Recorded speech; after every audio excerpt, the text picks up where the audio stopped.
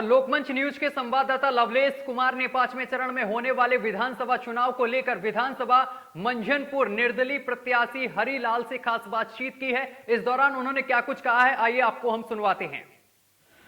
नमस्कार साथियों, मैं इस समय कौशाम्बी जनपद के विधानसभा मंझनपुर में इस समय आप लोग देख रहे हैं कि आगामी चुनाव 2022 को लेकर सभी दल एक दूसरे को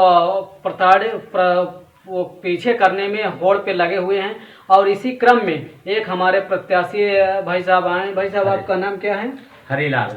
हरिलाल, किस पार्टी से आप चुनाव लड़ रहे हैं? जी, मैं सबका दल यूनाइटेड पार्टी से था और मुझे निर्दलीय कर दिया गया है जी। और वहाँ ये भी कहा गया है कि आप सबका दल यूनाइटेड पार्टी से नहीं लड़ सकते हैं जी। आपका पर्चा रद्द हो सकता है, आप चुनाव नहीं लड़ सकते हैं। जी। तो हमने कहा कि नहीं सर जी, हमको चुनाव लड़ना है।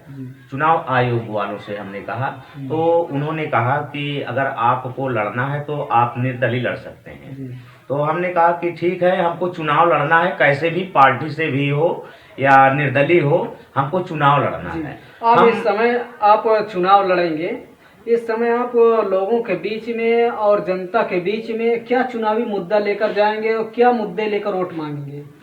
सर जी देखिए, हम मुद्दे तो ये लिए हैं कि हम ये देख रहे हैं, इतने सालों से हम भी सपा बसपा बीएसपी सभी को वोट दे चुके हैं और यही कहा जाता है कि गरीबों को रोजगार दिया जाएगा, किसानों के लिए मिल बनेगी, किसानों को फायदा दिया जाएगा और सभी जो है योग्यताओं के अनुसार नौकरी है उनको नौकरी दिया जाएगा जो पढ़े लिखे लोग हैं।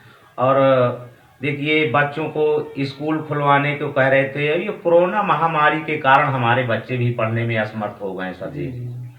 तो हम ये चाहते हैं कि हम चुनाव लड़ें और लोग हमें सपोर्ट दें और वोट दें। मैं निर्दलीय ही लड़ूंगा और जो मेरे मुद्दे हैं, मैं अपने मुद्दे पूरा करना चाहता हूं। मेरी सोच है कि मैं गरीबों को, गरीब वर्ग के लोग हैं, मैं प्रचार करने जाता हूं, गरीबों को देखा है नज़दीकी से, मैं भी एक गरीब हूं और गरीबों को नज़दीकी से मैं देखता हूं तो गरीब लोग जो है सभी पार्टियों को गाली देती है और ये कहती है कि आज तक हमारे यहाँ कोई कुछ नहीं किया। इस समय जो वर्तमान सरकार है जी, बीजेपी सरकार है, इस पर सरकार के बारे में क्या, विकास के संबंध में क्या बोलना चाहेंगे? इस सरकार के बारे में तो क्या कहें सर जी, इस सरकार में तो सिर्फ जो है पैसों की पार्टी है साहब और पैसों वालों की लोगों की सुनाई होती है, गरीबों की कोई सुनाई नहीं होती है। और इसीलिए मैं तो मैदान में खड़ा हूँ। ये पार्टी तो सिर्फ गरीबों को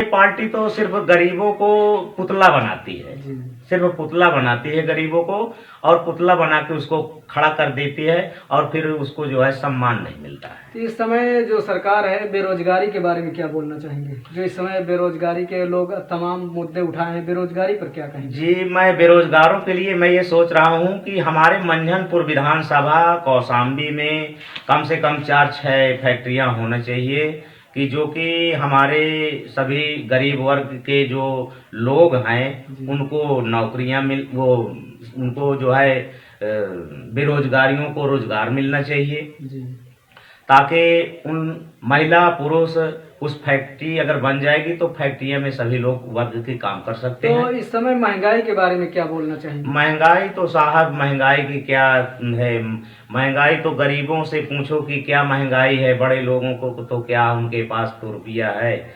और जो गरीब वर्ग के हैं वो अगर 4 रोज काम करते हैं तो 15 दिन बैठे होते हैं, उनके यहाँ तो सब्जियों के लिए पैसे नहीं है, दाल के लिए पैसे नहीं है, लोगों से उधार लेकर खाते हैं और जब सीजन आता है तो कमा कमा कर उसको देते हैं। इस समय तो योगी सरकार कह रही है कि हम सभी गरीब लोगों को, सभी को मुफ्त राशन दे रहे हैं। जी, मुफ्त राशन मिलता है, वो सभी लोग देते हैं, गरीबों को भी मिलता है और बड़े लोगों को भी मिलता है, प्राप्त होता है, मोदी जी देते हैं, ऐसा नहीं है, हम मोदी जी का उल्लंघन नहीं कर रहे हैं। लेकिन हम ये कहते हैं कि गरीबों को तो 1 महीने में 5 किलो का राशन देते हैं, तो 5 किलो राशन में 1 महीने का पूरा हो सकता है, आप बता सकते हैं। हाँ?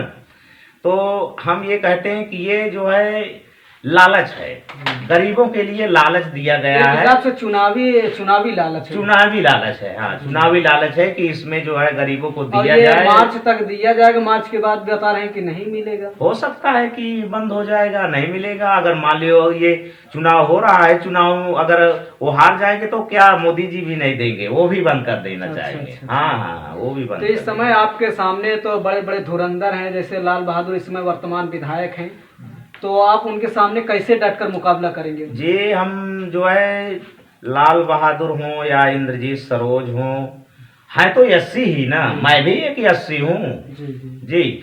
और मेरा भी हौसला है, मैं भी गरीबों का मसीहा हूँ, मैं भी करना चाहता हूँ। मेरे पास देखिए मैं मिस्त्री था, जी। मिस्त्री काम करता हूँ, और मेरे पास जो है बीए बीएससी किए जो है दिहाड़ी करते हैं। जी तो उन्होंने सब लोगों ने मुझे की हैसियत है, आप जो है लड़ सकते हैं, आप कर सकते हैं, हम आपके साथ हैं। जनता मेरी साथ दे रही, जनता मुझे चुनाव लड़ा रही है, मैं किसी पार्टी से नहीं हूँ, और मेरी जो है जनता मुझे सपोर्ट दे रही, मुझे पूरा जनता खर्चा दे रही है, जी। और मैं जनता के बल में ही लड़ता हूँ और जनता के लिए ही लड़ रहा हूँ। तो इस समय ये अभी वर्तमान जो लॉकडाउन के समय में वित्तीय वर्ष 19-20 अभी इस समय यही मंझनपुर विधानसभा में लगभग दर्जनों गांव में जीवित पतियों को मृतक दिखाकर पैसा निकाले, लेकिन आज तक कोई कार्रवाई नहीं हुई। अगर जीतेंगे तो उन पर क्या करेंगे आप?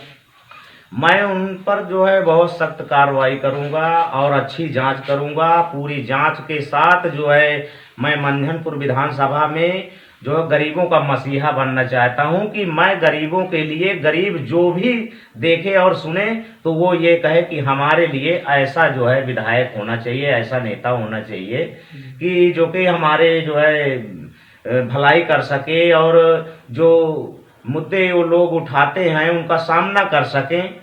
बस मैं यही कहना चाहता हूं कि ये सब जो है उनके ऊपर सब कार्रवाई होगी। ये कार्रवाई का आश्वासन देते देते विधायक जी का कार्यकाल समाप्त हो गया। ये कार्रवाई का आश्वासन ही दिए हैं, लेकिन अभी तक कोई कार्रवाई किए नहीं है। करेंगे कैसे जी, वो करेंगे कैसे? उन लोगों को जो है सिर्फ जो मैं आपको बताया हूं कि जो है बीजेपी सरकार सिर्फ जो है ये गरीबों का पुतला बनाती है और पुतला बनाकर खड़ा कर देती है, सिर्फ उससे जो है वोट लेने के लिए, बाकी उसका काम नहीं करती है। जैसे हमारे रामनाथ कोविंद जी हैं, जी, तो उनको राष्ट्रपति का स्थान दिया गया है, और राष्ट्रपति का स्थान बहुत ऊंचा पद होता है, ये आप भी जानते हैं। और जब वहाँ मंदिर में उन्होंने गए और पूजा करने के लिए पूजा स्थल में उनको नहीं बैठाया गया, तभी से मैं ये सोच लिया हूँ कि सिर्फ जो है बीजेपी क्या करती है कि गरीबों का जो है पुतला बनाती है। जहाँ से जैसे कि अब हमारे यहाँ सुरक्षित सीट है, 80 सीट है, तो 80 सीट में उनको दिया जाता है कि 80 सीट दे दिया जाए और फिर उसको पुतला बनाया जाए, और उसी के मुद्दे से हम अपने मंझनपुर विधानसभा का चुनाव इसलिए लड़ रहा हूँ जी, जी। कि जो किसान लोग हैं वो भी परेशान हैं, जो पढ़ा लिखा व्यक्ति है वो भी परेशान है, गरीब है वो भी परेशान है, बच्चे भी हमारे परेशान हैं। मैं एक गांव में गया, वहाँ जो है प्रचार करने के लिए, तो वहाँ जो है बच्चे देखा तो मेरे पर्चे पढ़े और कहा कि बाबा जी आप तो नेता हो, और आप जो नेता बनोगे तो बच्चों को स्कूल खुलवाओगे? हमने कहा जी बेटा, आपको स्कूल खुलवाएंगे और फ्री कोचिंग पढ़वाएंगे।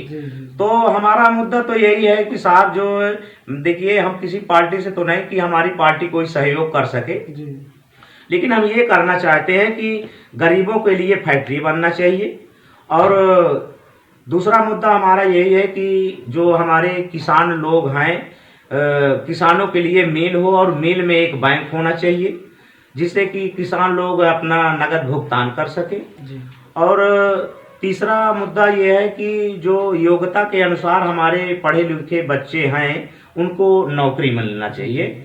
और चौथा मुद्दा ये है कि हमारे बच्चे जो है कोरोना महामारी से जो है पढ़ने में असमर्थ हो गए हैं, और उनके लिए जो है निःशुल्क कोचिंग होना चाहिए, इसलिए कि जो बड़े वर्ग के लोग हैं तो उन लोगों के पास पैसे हैं, तो जो है देखिए मोबाइल से, व्हाट्सएप से पढ़ाए जाते हैं, और उनके लिए कोचिंग भी पढ़ाई जाती है। और जो गरीब के बच्चे हैं उनके पास तो ना तो मोबाइल है खाने को पाए हाँ, उसके पास जो है खाने के लिए पैसे नहीं तो मोबाइल कहाँ से पाएंगे, कहाँ से पढ़ेंगे। और ये जो कोरोना की वजह से पढ़ने में बच्चे बहुत असमर्थ हो गए हैं। जी जी। और मैं सभी लोगों से और जनता से ये अनुरोध करूंगा कि एक बार मुझे सपोर्ट करें, और मैं हाथ जोड़कर उनसे भारी भारी से मतों से जो है उनसे वोट मांगता हूं कि एक बार मुझे विजयी करें, और मैं जनता के लिए ही लड़ रहा हूं।